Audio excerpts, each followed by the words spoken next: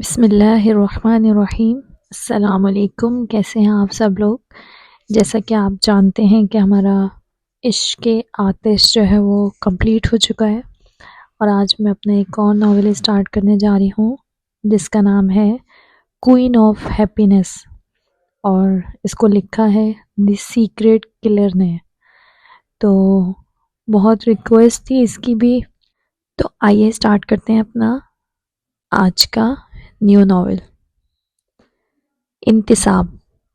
ہر اس انسان کے نام جو اپنی زندگی کی ریس میں انتھک محنت اور جدوجہد کر رہا ہے، مجھے آپ سے صرف اتنا کہنا ہے، سنو، تم ستارے ہو۔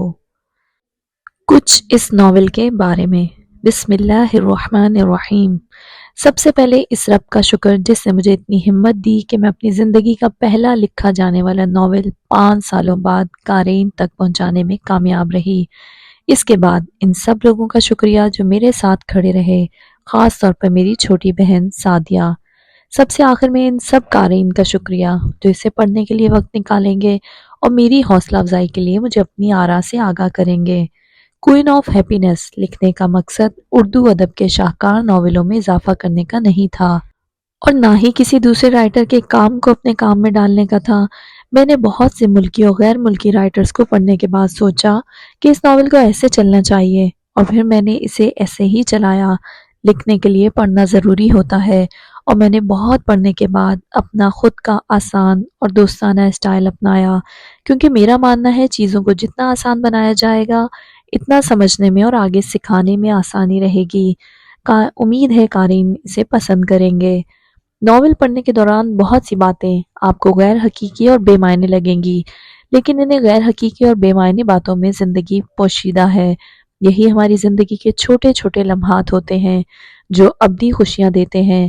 سب سے اہم اور ضروری بات یہ ہے کہ اس ناول کو ملٹی لنگول رکھا گیا ہے، اور عموماً قارئین کے لیے ایسے ناول مشکل کا سبب بنتے ہیں، لیکن میں یقین سے کہہ سکتی ہوں کہ آپ کو میرا یہ ناول پڑھتے ہوئے مشکل نہیں ہوگی۔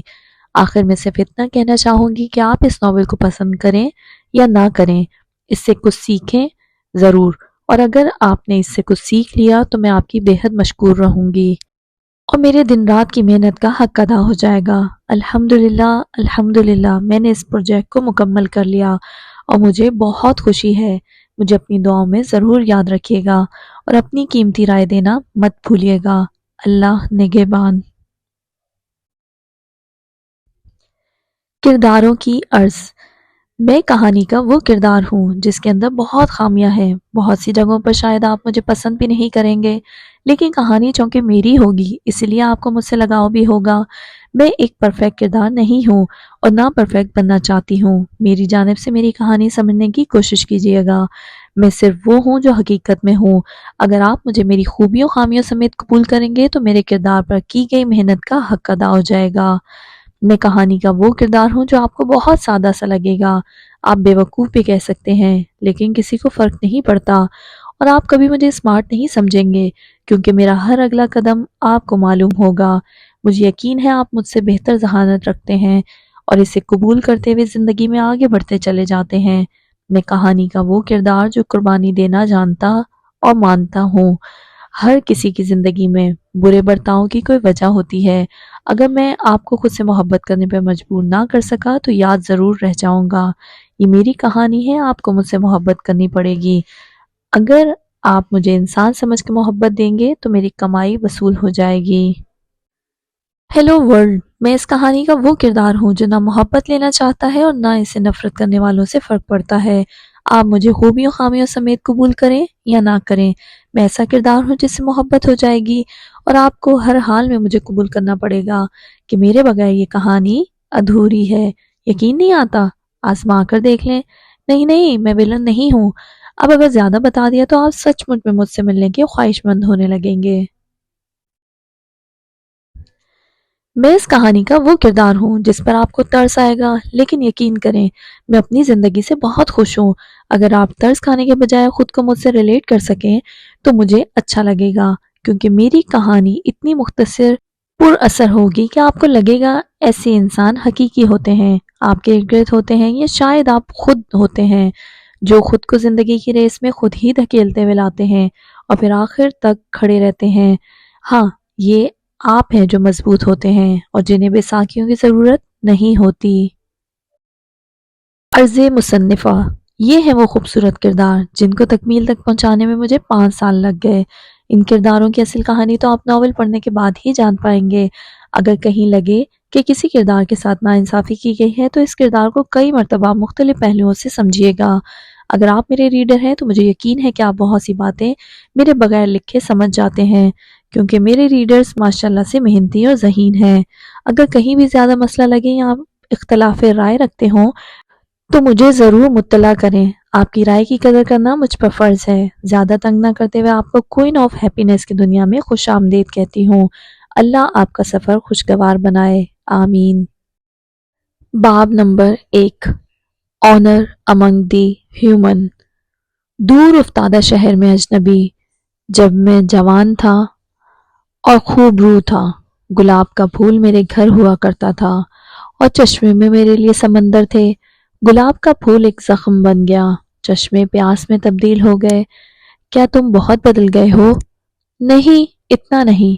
جب ہم آندھی کی صورت واپس اپنے گھر لوٹیں گے، میرے ماتھے کو غور سے دیکھنا، گلاب کا پھول کھجور بن گیا ہوگا اور چشمے پسینہ، اور مجھے ویسا ہی پاؤ گے جیسا میں ہوا کرتا تھا، جوان اور خوب روح، اپنی زمین کی تلاش میں۔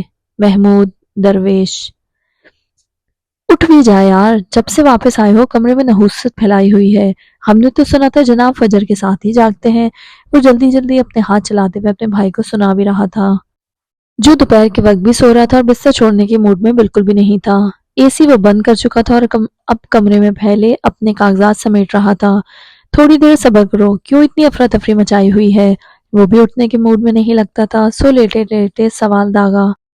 یہاں میرا بھائی نہیں، پلیز اٹھ جا، کل علیزے کا برتھ ڈے ہے اور میں نے اس کے لیے کوئی گفٹ نہیں لیا۔ پہلے ہی ہمارے حالات اچھے نہیں چل رہے، میں مزید ٹینشن نہیں لینا چاہتا۔ وہ اب جیسے منت کر رہا تھا، لیکن لیٹے ہوئے وجود میں حرکت تک نہیں ہوئی۔ رات کو لے لیں گے، ابھی باہر نکل جاؤ، سونے دو مجھے۔ اس نے مسئلے کا حل بتایا اور ساتھ ہی اپنی جان چھوڑنے کا حکم دیا تو وہ دانت پیستا اس کی جانب بڑھا۔ دیکھو، میں آخری مرتبہ کہہ رہا ہوں، اٹھ جاؤ، میں نے پارٹی کی ارینجمنٹ بھی کروانی ہے۔ اس نے پھر کہا تو اس سے دوبارہ مشورے سے نوازا گیا۔ ٹینشن فری ہو جا میرے بھائی، تبریز ساری تیاریاں مکمل کروا لے گا، اور جو تم اتنے پینک ہو رہے ہو نا، زہر لگ رہے ہو، وہ میری جلد ہونے والی بیوی ہے اور اس کی سالگرہ کا فنکشن میں بذات خود دیکھوں گا۔ تبریز کو ان کاموں کے لیے نہیں رکھا ہوا۔ اس نے غیرت مندی کا ثبوت دیتے ہوئے اونچی آواز میں کہا، تاکہ اسے پتہ چل جائے کہ وہ ناراض ہو رہا ہے، اور اس کی بات پر وہ سیدھا ہو کر لیٹ گیا۔ کیا لینے کا ارادہ رکھتے ہو بھابھی کے لیے؟ سوال کرنے کا خاصا معصوم بچوں والا انداز تھا، اور جب وہ عزت سے اپنی بھابھی کا نام لیتا تو اور بھی اچھا لگتا۔ سم تھنگ اسپیشل، اس نے مسکرا کر بتایا۔ مجھے نہیں بتاؤ گے؟ تو میں بھی نہیں چلوں گا، وہ بہت مزے سے دیکھتے ہوئے بولا۔ ابھی کچھ ڈیسائیڈ نہیں کیا، اٹھ جاؤ پھر چلتے ہیں باہر۔ اس کا بازو پکڑ کر بیڈ سے نیچے اتار کر کھڑا کیا۔ بیچاری علیزے، اس کی قسمت بھی کہاں آ کر پھوٹی۔ اس کے لیے گفٹ کیا لینا ہے، یہ بھی تم مجھ سے پوچھ رہے ہو؟ I am feeling blue for her. اس کا مذاق اڑاتے ہوئے اس نے علیزے سے ہمدردی کی۔ میں سمجھتا تھا تم مجھ سے زیادہ ڈیسنٹ ہو، کمینگی میں تم واقعی مجھ سے اچھے نکلے، پراؤڈ آف یو برو۔ وہ بھی تسلی سے سنا گیا۔ بھائیوں میں حساب کتاب تو چلتا رہتا ہے، اس بات کو میں اپنی تعریف سمجھتا ہوں، اس نے کافی محظوظ ہوتے ہوئے کہا، کیونکہ اپنے بھائی کو وہ کبھی کبھی تنگ کرتا تھا اور اس وقت وہ کبھی کبھی والا وقت تھا۔ اس نے بھی تو فضول میں اس کی نیند خراب کی تھی، اس پر تھوڑا سا صحیح پر خجل ہونے کا حقدار تو وہ بھی تھا۔ اگر اگلے 5 منٹ میں تم نیچے نہ پہنچے تو میں نے تایا کی فیملی کو انوائٹ کر لینا ہے، بلکہ پورے خاندان میں یہ اعلان کرنا ہے کہ تم واپس آ چکے ہو۔ پھر جو تیمارداری کے لیے لائن لگے گی تب دیکھوں گا کیسے گھر سے نکلتے ہو۔ دھمکی بہت کارگر ثابت ہوئی۔ اس کی بات پر وہ دان دکھانے لگا۔ میں بس 4 منٹ 60 سیکنڈ میں آیا، جسٹ ویٹ فار می۔ وہ کبرڈ سے اپنے کپڑے نکالتا فوراً باتھ روم میں گھسا۔ اس کے جانے کے بعد اس کے چہرے پر شیطانی مسکراہٹ نمودار ہوئی اور اس نے فوراً اپنے بھائی کے نمبر پر اپنے فون سے کال ملائی۔ ہونے والی بھابھی کی کال آ رہی ہے، یقیناً کوئی ضروری کام ہوگا، میں کال آنسر کر رہا ہوں۔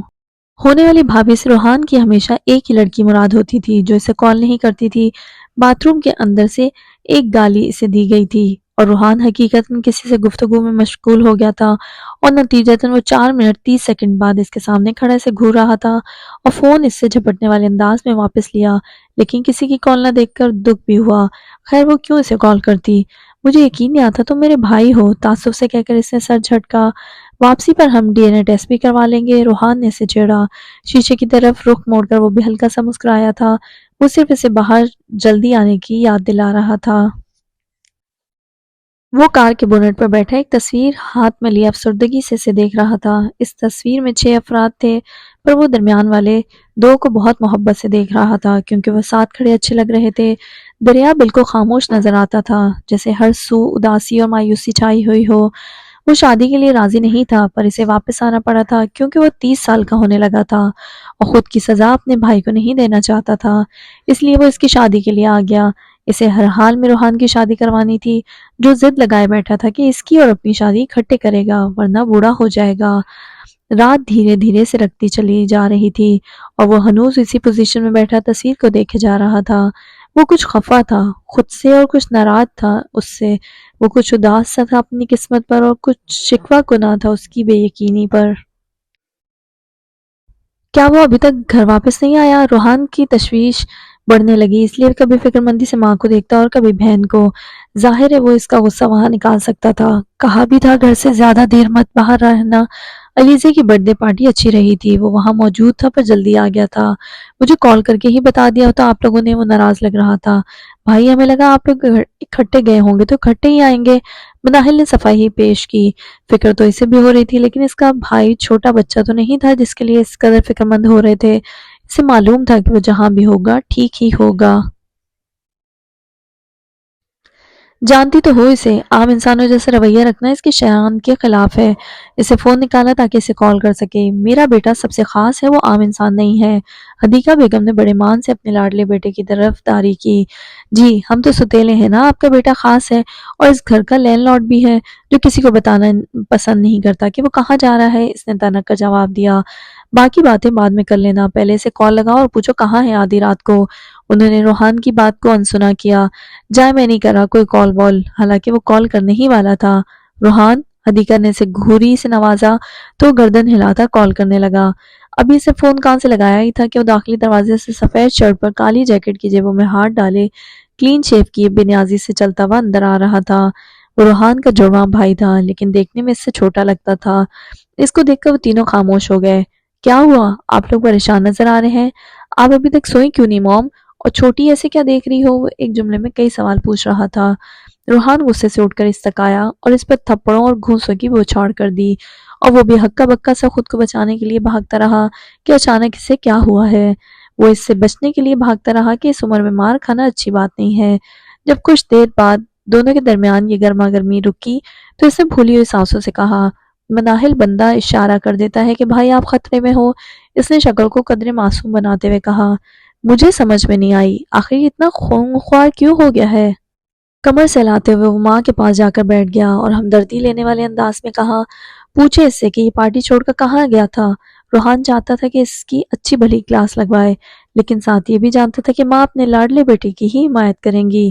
وہ آج کل ویسے بھی گھر والوں کی سیکیورٹی کے لیے پریشان تھا اور ایسے کسی کا بتائے بغیر گھر سے باہر رہنا اس کا بی پی ہائی کر گیا تھا۔ تو جی جناب، پارٹی چھوڑ کر کس حسینہ کو ٹائم دیا جا رہا تھا؟ حدیقہ بیگم نے کچھ اس انداز میں پوچھا کہ وہ شرمندہ ہو گیا، اور اس کے بہن بھائی خوب ہنسے کیونکہ اس کے بقول وہ 10 بچے اکیلے پال سکتا ہے، پر ایک حسینہ سنبھالنا اس کے بس کا روگ نہیں، اور ٹائم پاس کرنے والی حسیناؤں سے تو وہ کوسوں دور رہتا ہے۔ موم آپ مجھے ایسا سمجھتی ہیں؟ وہ کچھ خفا سا ہو کر بولا۔ اگر تم نہیں بتاؤ گے تو میں کچھ بھی سمجھ لوں، کیا فرق پڑتا ہے؟ وہ اس کی شدید بے عزتی کرنے کے موڈ میں لگتی تھیں۔ اس نے سامنے صوفے پر بیٹھے روحان کو گھورا جو فضول میں دانت نکال رہا تھا۔ دراصل وہ شہزادہ علیزے کے ساتھ اکیلے میں وقت گزارنا چاہتا تھا، تو میں پھر بیکار بندہ تھا، میں کیوں ان کے رومانس میں ہڈی بنتا، اس لیے میں وہاں سے نکل گیا۔ یقیناً میرے بعد تبریز لوگ بھی چلے گئے ہوں گے۔ اس نے اب سوالات کی توپوں کا رخ روحان کی طرف موڑنا چاہا۔ روحان خیر سے شرمندہ ہو گیا تھا، لیکن اس نے ظاہر نہیں ہونے دیا۔ اس لیے کہتی ہوں شادی کر لو تاکہ دوسروں کے رومانس میں ہڈی نہ بنو، حدیقہ بیگم نے مسکرا کر مذاق میں کہا، لیکن وہ سنجیدہ ہو گیا۔ Please mom stop talking like this, وہ سنجیدگی سے کہتا وہاں سے اٹھ گیا۔ اس موضوع سے اسے خاص چڑ تھی۔ او بھائی اب کدھر؟ روحان نے پیچھے سے آواز لگائی تو وہ باہر جاتے پلٹا۔ اپنی کار دھونے جا رہا ہوں، اگر تمہیں سکون سے بیٹھنا نہیں ہو رہا تو آ جاؤ مل کر دھوتے ہیں۔ وہ اپنے کام خود کرتا تھا، لیکن اتنی رات کو کس کی سمجھ میں نہ آیا۔ وہ کافی عرصہ بیرون ملک رہا تھا، اس لیے اس کی روٹین تھوڑی مختلف تھی۔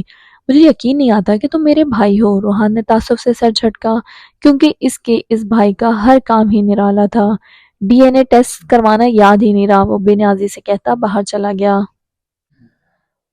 کیا کوئی مہمان آیا ہوا ہے؟ اس نے ایک نظر لیپ ٹاپ سے ہٹا کر سکینہ سے خاصے رازدار انداز میں پوچھا۔ جی شہریار صاحب، اور ان کے گھر والے آئے ہوئے ہیں، مٹھائیوں کے بڑے ڈبے بھی لائے ہیں، شاید تاریخ پکی کرنے والے ہیں، باقی سب بھی ویسے ہی ہیں، بس آپ کی کمی ہے۔ سکینہ نے لمبا جواب دینے کی کوشش کی۔ اوف، اب مجھے اس گدھے کے منہ لگنا ہی پڑے گا۔ اس کی بڑبڑاہٹ اتنی اونچی تھی کہ سکینہ نے آسانی سے سن لیا۔ جی بی بی، اس نے پوچھا۔ کچھ نہیں، تم میری باتوں پر کان مت دھراؤ، جسٹ اگنور اٹ، مسکرا کے کہتی وہ سکینہ سے پہلے ہی کمرے سے باہر نکل گئی۔ کھدر کے گرم سوٹ پر شال اوڑھے وہ سیڑھیوں کی طرف بڑھ رہی تھی، سر پر شال رکھی تھی اور سینے کے گرد بازو لپیٹے وہ باوقار انداز میں چلتی سیڑھیاں اتر رہی تھی۔ سیڑھیاں اترتے وہ لاؤنج میں بیٹھے لوگوں کا معائنہ کر چکی تھی۔ سلام اور رسمی جملوں کے تبادلے کے بعد وہ بڑی شان سے جا کر ایک صوفے پر بیٹھ گئی۔ ایک روب سا تھا کہ اس کے آنے سے مہمان خاصے چوکنا ہو کر بیٹھ گئے، کیونکہ انہیں خوف تھا کہ اس کے منہ پر پھر سے وہ لڑکی انکار نہ کر جائے، کیونکہ وہ پہلے بھی ایسا کر چکی تھی۔ تمہاری جاب کیسی جا رہی ہے نور؟ شہریار کی امی نے مجبوراً مسکرا کر پوچھا، کیونکہ ساسوں کو ایسی لڑکیاں بالکل بھی اچھی نہیں لگتی جو ضرورت سے زیادہ اسٹریٹ فارورڈ ہوں۔ الحمدللہ، اس نے سادگی سے جواب دیا۔ اگر تم آج فری ہو ہم کہیں باہر چلیں فجر؟ شہریار نے مسکرا کر اس سے پوچھا تو اس نے ایک نظر اپنے باپ اور بھائی پر ڈالی۔ اس کا بھائی عمر چھوٹی بہن اینی کے ساتھ آنکھوں ہی آنکھوں میں کوئی جنگ لڑ رہا تھا اور اس کا باپ اسی کی طرف دیکھ رہا تھا۔ پھر اس نے نہایت سنجیدگی سے شہریار کو جواب دیا، میرا نام نور الفجر ہے اور میں کبھی فری نہیں ہوتی، بلکہ میں تو ابھی دوبارہ ہسپتال جانے والی ہوں، ورکنگ وومن۔ شانے اچکا کر اسی معصومیت سے کہا۔ اس کی الفاظ میں تلخی محسوس کی جا سکتی تھی، نہ جانے کیوں شہریار کو منہ توڑ جواب دینا فرض سمجھتی تھی۔ نور بچے، یہ لوگ شادی کی ڈیٹ فکس کرنے آئے ہیں، اس لیے میں آپ کی رائے جاننا چاہتا ہوں۔ اقبال عالم نے بہت پیار سے اپنی بیٹی سے پوچھا۔ وہ کوئی سخت مزاج شخص نہ تھے اور اپنی اولاد کے معاملے میں تو بالکل بھی نہیں۔ انہوں نے اپنے چاروں بچوں کی پرورش نہایت پیار اور شفقت سے کی تھی۔ ہاں، حالانکہ میں نے بھائی صاحب سے کہا بھی تھا کہ اب ماشاءاللہ سے نور ڈاکٹر بھی بن چکی ہے، اسے کیا اعتراض ہوگا، اور شہریار بھی تو بزنس میں بہت آگے جا رہا ہے ماشاءاللہ۔ میرا بیٹا بہت ترقی کر رہا ہے، یہ تو ہر لڑکی کا یقیناً آئیڈیل ہوگا، اور تمہارا بھی یقیناً آئیڈیل ہوگا۔ شہریار کی ماں نے اس کی تعریف میں زمین آسمان کے کلابے ملاتے ہوئے نور کو مسکرا کر دیکھا تھا، لیکن وہ مسکرا بھی نہ سکی۔ کبھی کبھار چاپلوس اور جھوٹی ہنسی بھی بوجھ لگتی ہے۔ آئیڈیل مائی فوٹ، اور یہ جس لڑکی کا آئیڈیل ہوگا مجھے اس سے بہت ہمدردی ہے، دھوکے باز کہیں گا۔ اس نے نہایت افسوس سے دل میں سوچا۔ بابا، میں ابھی واپس آئی ہوں، کچھ دن آزادی کے گزارنا چاہتی ہوں اور شادی سے پہلے کچھ کام بھی پینڈنگ ہے۔ اپنے چہرے پر بہت معصومیت طاری کرتے ہوئے اس نے اپنے باپ سے کہا۔ شہریار کے چہرے پر کئی رنگ آ کر گزر گئے۔ مطلب کتنا ٹائم گزر چکا تھا اس کے باوجود اس سے ابھی بھی آزادی چاہیے تھی؟ ابھی بھی ٹائم چاہیے تھا؟ شادی نہیں کریں ہم، صرف نکاح کریں گے، رخصتی جب چاہے تم کرو۔ شہریار کو انکار کی توقع بالکل بھی نہیں تھی، اس لیے فوراً بولا، کیوں تم بوڑھے ہوئے جا رہے ہو جو تھوڑا سا انتظار نہیں کر سکتے؟ اس نے نہایت معصومیت سے سوال کیا۔ اس کی بات پر جہاں شہریار شرمندہ ہوا وہیں اینی کا کہکا نکل گیا۔ سلمیٰ بیگم کی گھوری ڈالنے پر وہ اٹھ کر وہاں سے چلی گئی۔ پھر سلمیٰ نے نہایت افسوس سے اپنی بیٹی کو دیکھا جو 26 سال کی ہو چکی تھی، پھر بھی بچوں کی طرح بات کر رہی تھی۔ نہیں، ایسی تو کوئی بات نہیں ہے، وہ کچھ خفیف سا بولا۔ گڈ، اس نے سر ہلا کر اسے شاباش دی، اور آج اقبال عالم بہت گہری نظروں سے نور الفجر کو دیکھ رہے تھے، کیونکہ انہیں لگتا تھا کہ اب اس کو بڑا ہو جانا چاہیے اور اسے اپنی زندگی کے بارے میں سوچنا چاہیے، لیکن وہ اس معاملے میں بے پرواہ تھی۔ وہ کچھ دیر بعد جب اٹھ کر چلی گئی تو باقی سب پھر سے باتوں میں مشغول ہو چکے تھے۔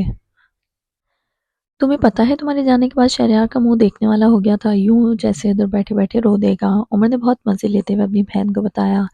ایسے نہیں کہتے عمر، عمیر نے عمر کو ٹوکا۔ وہ کسی کام سے اسلام آباد گیا ہوا تھا، کچھ دیر پہلے ہی آیا تھا اور ان سے آج کی خاص میٹنگ کے بابت پوچھ رہا تھا۔ ویسے بہت اچھا کیا تم نے نور، کہ اسے اس کی اوقات یاد دلا دی، مجھے تو ویسے بھی اچھا نہیں لگتا۔ عمر نے عمیر کی بات کو انسنا کر کے پھر نور کو شاباش دی، حالانکہ اس نے کوئی پہاڑ سر کرنے جیسا کام نہیں کیا تھا۔ ان دونوں کی باتوں پر عمیر صرف نفی میں سر ہلا کر رہ گیا، اور نہیں تو میرا سر فخر سے بلند ہو گیا، اینی نے کہا۔ اپنی ہنسی روکنے کے لیے کافی دیر بعد وہ دوبارہ مہمانوں میں جا کر بیٹھی تھی۔ ہاں، سر فخر سے بلند تو ہونا ہی تھا، آخر بہن کس کی ہے؟ عمر نے پھر سے کہا۔ عمر بن اقبال عالم کی۔ نور نے بھی ہنستے ہوئے ان دونوں کا ساتھ دیا۔ عمیر نے نور الفجر کو ایسے دیکھا جیسے کہہ رہا ہو، نور تم بھی، کیا چل رہا ہے بچوں؟ بڑے کہکے لگائے جا رہے ہیں۔ اقبال عالم دروازہ نوک کر کے اندر چلے آئے۔ وہ سب اس وقت فجر کے کمرے میں ڈیرا ڈالے ہوئے تھے۔ اقبال عالم کے انداز اور ان کے اندر آنے پر سب ان کے بیٹھنے کے لیے جگہ بنانے لگے۔ ہم لوگ ویسے ہی گپ شپ لگا رہے تھے، بیٹھے آپ بھی انجوائے کریں، عمیر نے کہا۔ جب سے میری بیٹی واپس آئی ہے تم لوگوں نے سونے کی روٹین کیوں بدل لی ہے؟ وہ ان تینوں سے پوچھ رہے تھے جو نور الفجر کے واپس آنے کے بعد رات کو بہت دیر سے سوتے تھے۔ ویسے تو ہادیہ بھی ان کے ساتھ ہی ہوتی تھی ہر رات کو، لیکن آج وہ اپنے میکے چلی گئی تھی۔ بابا، ڈاکٹر صاحبہ رات کو ہی ایزی ہوتی ہیں تو ہمیں ان سے بات کرنے کا بہت اشتیاق ہوتا ہے، اس لیے ہم رات کو دیر سے سوتے ہیں پر صبح تو ٹائم پر ہی اٹھتے ہیں۔ عمر نے بھی لمبی وجہ پیش کی تھی۔ نور نے ابرو اچکا کر داد دینے والے انداز میں عمر کو دیکھا۔ اس کی بات سن کر اقبال عالم مسکرائے تو سب مسکرانے لگے، کیونکہ باپ کے چہرے پر پھیلی خوشی اور پرسکون مسکراہٹ اولاد کو بہت حوصلہ اور ہمت دیتی ہے۔ ہماری نور بڑی بھی تو ہو گئی ہے، اقبال عالم نے پیار سے نور کو دیکھتے ہوئے کہا۔ نور باپ کے قریب بیٹھی ہوئی تھی اور باقی سب بھی قریب ہی تھے، لیکن ذرا فاصلے پر۔ ایک بیڈ پر 5 لوگ بیٹھے تھے۔ مجھے تم لوگوں سے ایک ضروری بات کرنی تھی۔ اچھا ہوا سب ادھر موجود ہو، انہوں نے کہا تو سب ذرا ضروری بات سننے کے لیے سنجیدہ ہوئے۔ جی بابا، کہیں آپ کو کیا بات کرنی ہے ہم سے؟ آپ کو ہم سے بات کرنے کے لیے کسی تمہید کی ضرورت نہیں ہے، نور الفجر نے بہت ادب سے کہا۔ اب ماشاءاللہ سے میری بیٹی بڑی ہو گئی ہے، لیکن مجھے تو ابھی بھی 2 پونیوں والی نور یاد آتی ہے جو اپنی ماں کے بجائے مجھ سے بال بنوانا زیادہ پسند کرتی تھی۔ آپ کو بھی تو میرے کام کر کے خوشی ہوتی تھی، وہ پیار سے بولی۔ بالکل، تو کیا میں یہ کہہ سکتا ہوں کہ میں تمہاری شادی کا فیصلہ کر چکا ہوں اور تمہاری رائے جاننا چاہتا ہوں؟ اگر تمہیں شہریار کے علاوہ بھی کوئی پسند ہے تو مجھے بتاؤ، میرے لیے تمہارا فیصلہ زیادہ اہمیت رکھتا ہے۔ انہوں نے اتنی بڑی بات اتنے آرام سے کہہ دی کہ نور کو ایک پل کے لیے اپنا سر گھومتا ہوا لگا۔ وہ براہ راست اپنے باپ کی آنکھوں میں اپنا عکس دیکھ سکتی تھی۔ اس کی آنکھوں میں بے اختیار آنسو آ گئے۔ کیا وہ اپنی بات اتنی آسانی سے کہہ سکتی ہے؟ اس کا باپ بہت مان سے اس کے پاس آ کر پوچھ رہا تھا کہ وہ اس کی زندگی کا فیصلہ کر لے۔ وہ چاہ کر بھی اس عظیم انسان کا انکار نہیں کر سکتی تھی۔ وہ باپ اس کے لیے سب کچھ تھا۔ اس کی زندگی میں سب سے زیادہ اہمیت اس کے باپ کی تھی۔